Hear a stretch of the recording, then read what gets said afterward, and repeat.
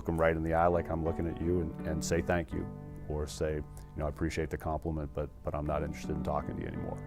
Almost 100% of the time, the guy will turn around and walk away because he knows he's not going to be able to get this girl into the lifestyle. It's okay to say no to these guys. Sometimes there's a natural fear. They think if it is the gang member that comes up to them, well, I can't say no, they're going to chase after me. Again, as I mentioned, the gang members are looking for kids that are going to be able to get into this lifestyle pretty quickly and pretty easily. And they have a large pool of young, impressionable girls to choose from. If people come up to you and you don't want to go, they're not going to chase after you. It's a one-time thing. Sometimes simply saying, no, I'm not interested, is your best defense.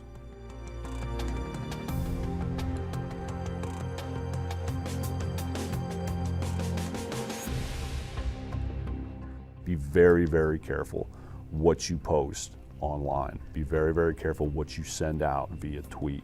Be very careful what you put out there on a Facebook page, because once it's out there, again, everyone can see it and everyone can read it. A lot of these kids post pictures on Facebook or Twitter or whatever it is, or Instagram. They'll post pictures of themselves, or my parents don't understand me, or I wanted to go to this party and my parents said no, or no one loves me, or my dad I haven't seen for 3 weeks. There's things like that they'll put out there, and once you click send or click a button, that's out there, and anyone who wants to read it can read it. And the ones that are also reading it are those gang members.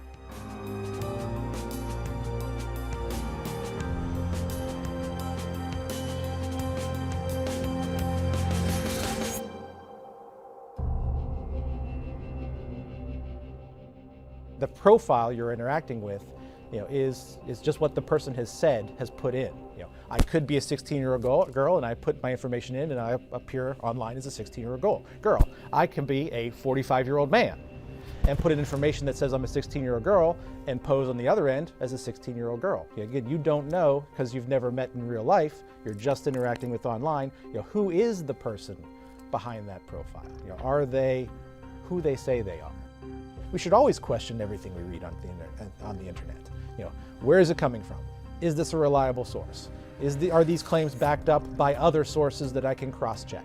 That's just good academic research. Ask those same questions to the people you're meeting in social situations, online social situations. Is this person really who they say they are? Can I fact check that somewhere else? Do they really exist in real life where they say they live?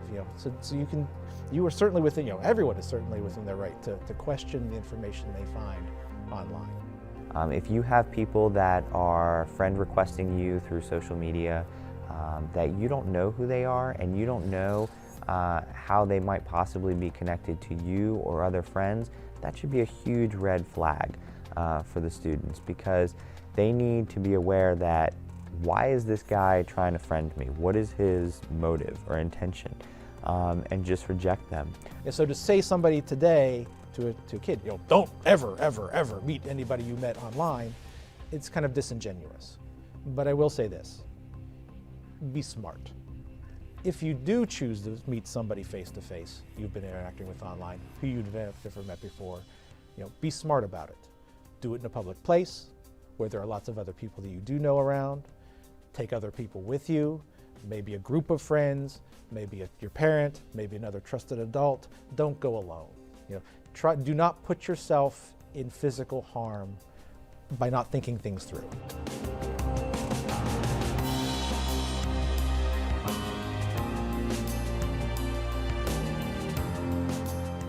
If someone starting to spend time with you or wants to be your friend, just ask yourself, are they really thinking about me? Do they have my best interest in mind? Is this somebody who is talking to me out of genuine friendship, or do they want something? Or maybe if you do get invited to a party, you want to ask a friend to go with you. I would also always suggest letting your parents know where you're going. And then I would say, if someone does choose to go to a party, that's where you really have to also trust your gut instincts. If you go to a party and there are a lot of drugs available and a lot of drinking, and that's not something you want to do, you can leave that party. If you go to a party and all of a sudden there are no other females there and it's a whole lot of males, and that makes you feel uncomfortable, you can leave.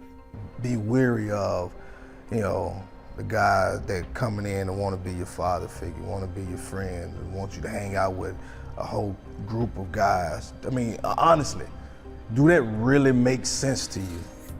You are one female and I want you to be around all of my friends, and we are trying to establish a relationship, and I want you to be around all of my boys, and I'm exposing you to, you know, sex and drugs and violence and all that. You think I really care about you if I'm exposing you to all of this?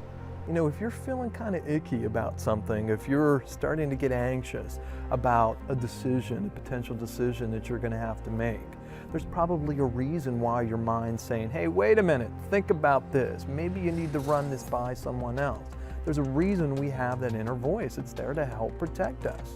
Listen to your inner voice. If it doesn't feel right, it probably isn't right.